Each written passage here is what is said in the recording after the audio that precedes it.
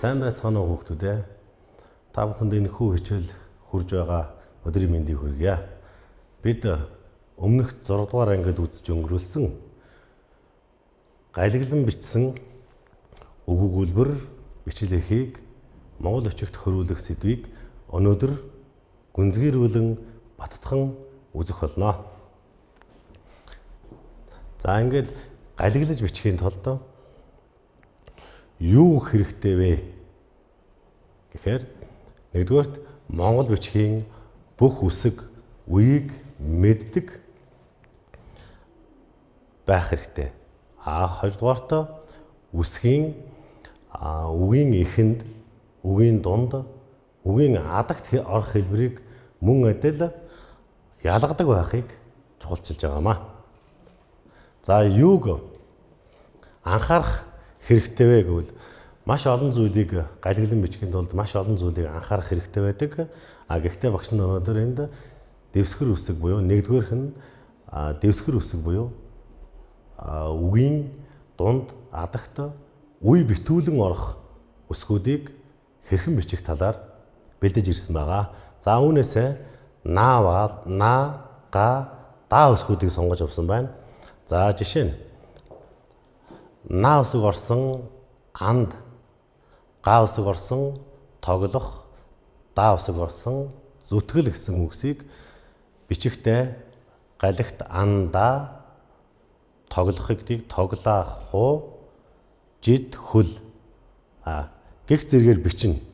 Гэвч бид галигаас шууд бичихтэй үсгийн дэвсгэрлэх байдал буюу үсэг дэвсгэр үсэх нь га на үсэх нь үе битүүлж орохдоо урдаа тусалгүй бичигднэ гэдгийг дүрмийг мэдэхгүйгээс болж бид өмнө тусал бичдэг байдлаар ингэж буруу бичдэг болвол зөв хэлбэр нь бол өмнө ямар нэгэн тусалгүй хаатай адилхан бичих зэргээр ялгадаг байгаа. Мөн да үсгийг үгийн дунд дэвсгэрлэж орвол гэдэс шүд, үгийн адагт дэвсгэрлэж орвол гэдэс сүүл орно гэдгийг бид мэдэхгүй улмаас иймэрхүү зэргийн алдаа гардаг байгаамаа. Зөв байдал нь бол энэ байна. Хоёрдугаарт нь ямар үгэн дээр маш ихээр алддаг вэ гэвэл ном төсгүүд буюу ба, гэ, хэ, ингээ буюу их инхлэг үсгүүд дээгүүр маш их алдаа гардаг. За энэ үсгүүдийг нь номон дотор нь ихшгийг нь оруулж бичдэг. Энийг нь зөв хөлбөр нь бол энэ наарталт нь харагдаж байна. Ба, бэ, би, бобо, бөбү гэх мэтэр гэхэ тийм ээ хи хөөхүү гэх мэтэр ингээ харагдаж байна. Гэтэл энийг маань буруу бичээд бидний хүүхдүүд маань доор нь илүү нэг нуруу бичдэг. Нуруун дээрээ шүдэ, нуруун дээрээ шилбэ, нуруун дээрээ гэцээ гэх мэтэр ингэж бичснээрээ энэ нь өөрөө алдаатай болж байгаа. Энэ ямар алдаа гарч байгаа вэ гэхлээр энэ өөрөө тухайн үгийн зөв бичгийн дүрмийг зөрчиж байгаа болохоор үг алдаатай болохын хажуугаар өөр зарим нэг үгтэй андуурагдах тохиолдол гарна. Жишээ нь их инхлэг үсэг дээр эр үгэнд хэрвээ инхлэг үсэг орсон байвал хаа үсэг дотор нь эм үгэнд орсон байвал ийм байдалтай бичгийг бид салгаж бичснээрээ гэ үсэгтэй андуурагдж байгаа. Ийм байдлууд харагдаж байна.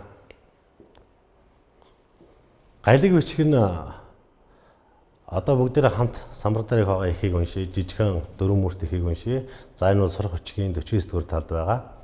Сурах хүчгийнээ 49 дугаар талаа гаргаараа сурна.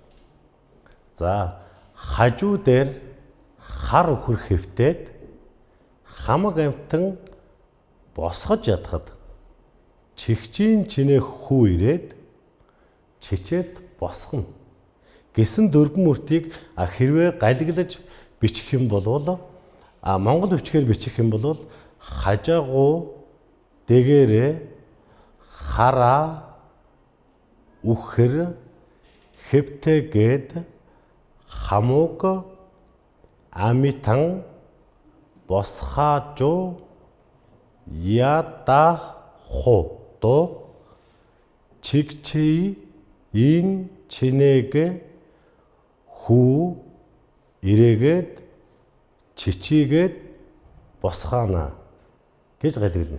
За энэ нь бол галиг бичих гэдэг маань орчин цагийн монгол хэлний ярианы хэлээс бол баг зэрэг зөрөөтэй боловч Монгол бичигт яг яаж бичсэн байна вэ? Яг түүнийг нь орчин цагийн үсгээр буюу кирилл үсгээр тэмдэглэсэн байгааг бол бид нар галиг бичиг гэж байгаамаа.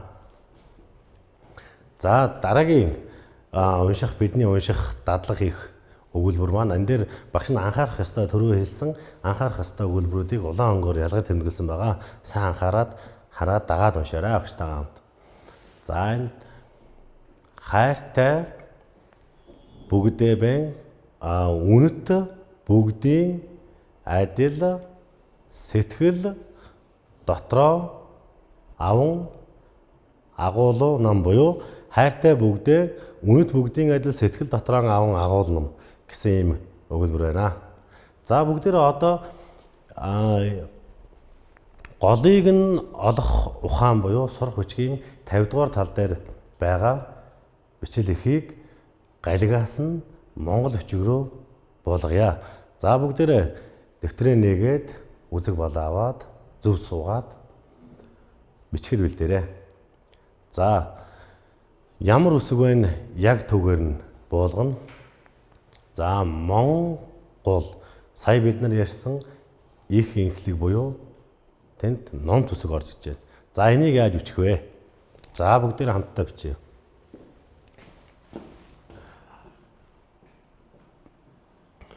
Монгол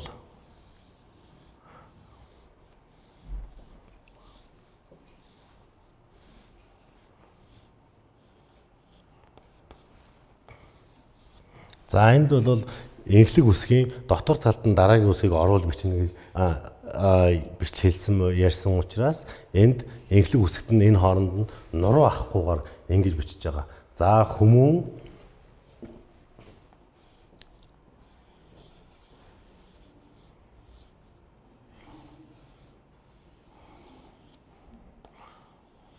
За мөн адилхан энэ дээр хүүхдүүд маань үгийн эхэнд орох үг шилбгүүгээр шилбийг нь орхиж бичих байдлаар алдаа гаргадаг учраас энийг бас маш сайн анхаарч бичиж явах хэрэгтэй.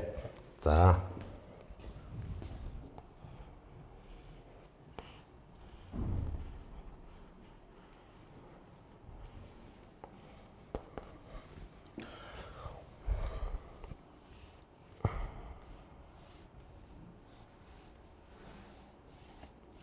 За Монгол хүн юмны гэж одоо бид нар бүгдээрээ унших хэрэгтэй тийм ээ. Ягуумаа ин гэд. Ягуумаа ин. За энд зураас татаад бичсэн байвал галиг дээр харагдаж байна, тодорхой харагдаж байна. Ягуум зураас татаад ин гэж бичсэн байвал монгол бичигт буулгахдаа дунд нь зураасыг бичэлгүйгээр зураасыг нь зай болгож хөрвүүлж бичдэг байгаа. За гол санаа гэдгийг мөн адилхан гол гэж бичсэн байгаа учраас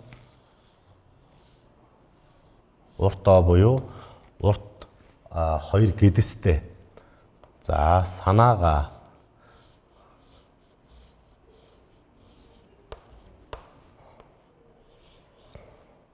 За энэ дээр гаанаа маань хоёулаа тусалтай харагдаж байна. Энэ яаж байгаа юм бэ гэвэл арт талд нь их шигтэй байгаа. Наа га гэдэг арт талдаа их шигтэй байгаа учраас энийг дэвсгэрлэхгүйгээр бичиж байгаа. За үндэс ийг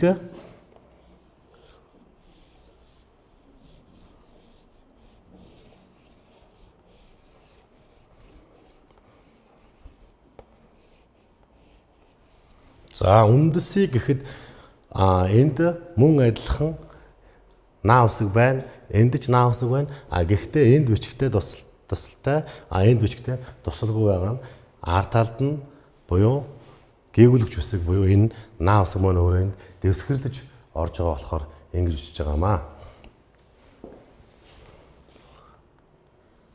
За бүгдээрээ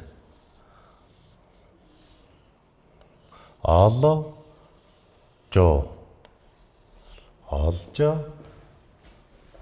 хараху до банк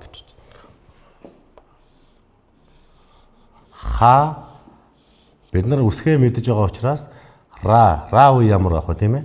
Хараху зураас татаад дуу байвал бид зай болгож бичнэ тийм ээ? харахтаа тун гаргууд. За тэн дээр мөн адилхан инх ихлэг буюу бидний нэг мэдгээр энэ үсгийн хэлбэр маань энд байна. За тэрийг үгийн адагт яаж бичих вэ? Их ихлэг үсэг гэдгийг бодоод маш сайн бодоод тун гаргууд гэж байгаа.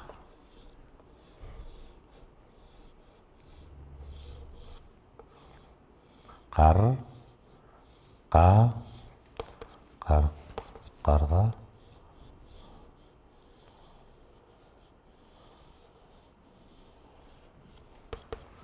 за энэ мөн адилхан дэвсгэр дэ үсэг буюу дэ үсэг маань арталтаа ямар нэгэн байдлаар их шиг аваагүй байвал үгийн төгсгөлд орохт нь гэдэс сүүлээр тэмдэглэдэг байна. За бүгдээр одоо дэвтэртээ багш нь хэлнэ. Үсгнүүдээ маш сайхан бодоод бичээрэй. Тоо дур хай. Тоо дур ха и. Үгийн эхэнд тоо дунд дуу тэгээд дэвсгэр эр тэгээд ха үгийн адагт орох и байх нь. Мэ дэ гэ лэл и гэдэг нь тусдаа ганц и бичигдэнэ. Заах тэлгэл үзэгч хүүхдүүд маань сайн мэдж байгаа. Бо сод то бусдад ту гэ хүү түгэх ийн түгэхийн то ла та тулд хүү хүмүүн дүү. За энд байгаа дуу туу дүү түү гэх мэтээр үсгүүдийг ялгасан байгаа боловч энэ бичлэгийн явцад ялгарч харагдаж байгаа. Энэ нь ямар дүрмтэй вэ гэдгийг бас өөртөө маш сайн бодож бичээрэй. Гол и ни голыг энэ тийм ээ олж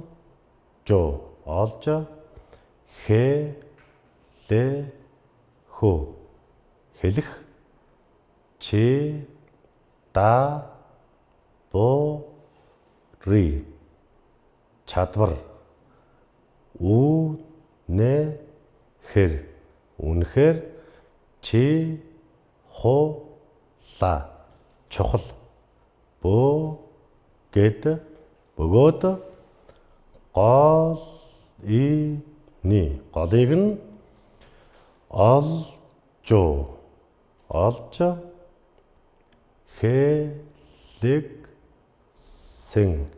хэлсэн. За тэр хэлсэн гэдэг үгийг багшнаас хамбард бичиж тэгэхээр сая бичсэн байдалтайгаа тулгаад үзнэ.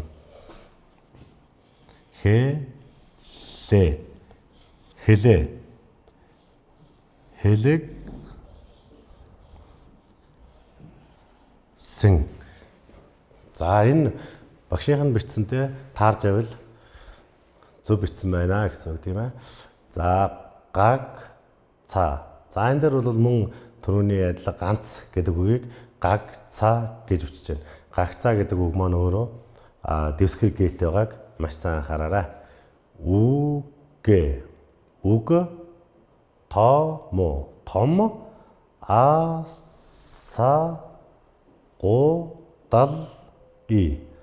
асуудлыг асуудлыг ч гэсэн тийм ээ. За тэнд шийдвэрлэж. За тэрийг бүгдээрээ хамтдаа бичиж үзье.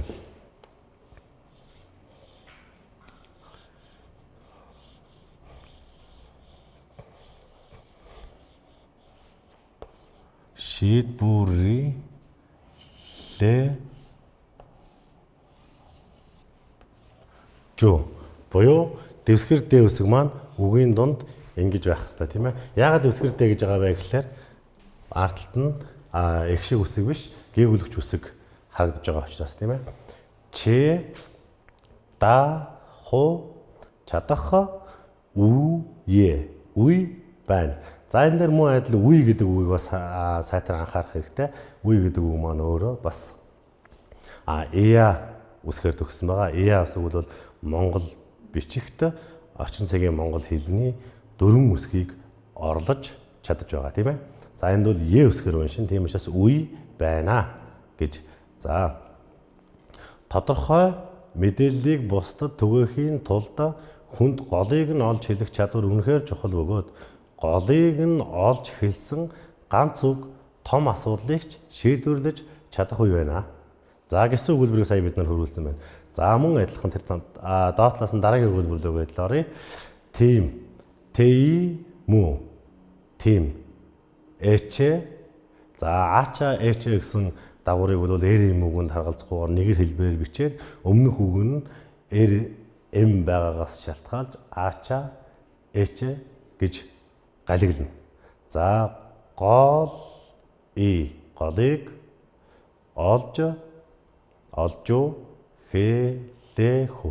хэлэх гэдэг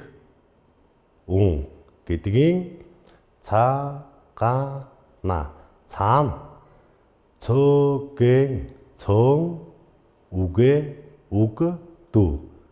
цөөн үгэнд багтаан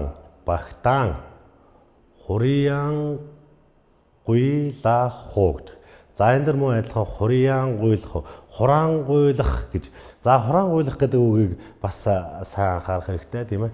Хагас игээр бидний мэдих үсэг буюу дөрвөнгийн үйлчлэгийг тэмдэглэж байгаагийн дөрвөн үсгийг тэмдэглэж байгаагийн нэг нь байна. За үйлдэл давхар хийгдэж гэж байна тийм ээ. Байна. За энэ өгүүлбэрийг ахаад эхнээс нь унших юм бол тиймээс голыг нь олж хэлэх гэдэг нь гэдгийн цаана цөөн үгэнд багтаан хураангуйлах үйлдэл давхар хийгдэж байдаг. За гэсэн их байна. За энэ ихийг бүгдээрээ маш сайхан анхаарад дагуулад бичье. За өнөөдрийн үздсэн хичээлээ батгаж та бүхэн маань гэрийн даалгаварт сурах хүчгийн 51-р талд байгаа дасгал 31-ийн буюу Чингис хааны хур бороо оруулсан судраас эхийг Монгол бичгээс галиглан бичээрэй. Ирэх 7 хоногт Монгол бичгийн хичээлээр дахин уулзлаа. Баяртай хүүхдүүд.